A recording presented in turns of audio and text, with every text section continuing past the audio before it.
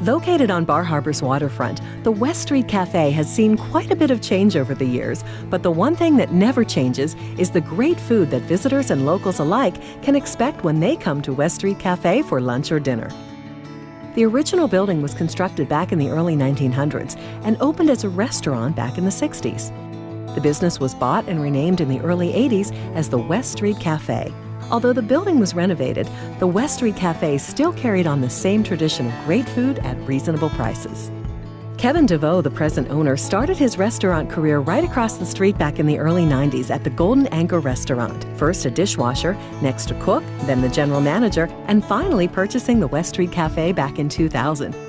Kevin continually made improvements to this Bar Harbor landmark every year during the off-season to guarantee that his returning customers, whether local or from away, are provided with a clean and personable environment. Even though the building looks good as new, it still retains some of its charming original aspects, such as rough sawn and completely uneven wood floors and ceilings. As the waterfront changes, one thing will always remain the same.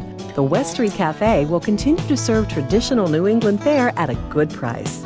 You can pick from a dozen delicious Maine lobster entrees and always count on fresh local seafood, great steaks, pasta, and chicken dishes, and of course, Bar Harbor's best wild blueberry pie. Kevin and his loyal crew invite you to stop by for lunch and dinner, or just come by for a drink in the intimate bar. Settle into one of the spacious inside booths, or dine outside on the sidewalk deck and enjoy mussels, shrimp, wings, or chowder. Early bird specials are available 11 a.m. to 6 p.m. daily. Large families and groups are always welcome. The West Street Cafe on the waterfront, Bar Harbor.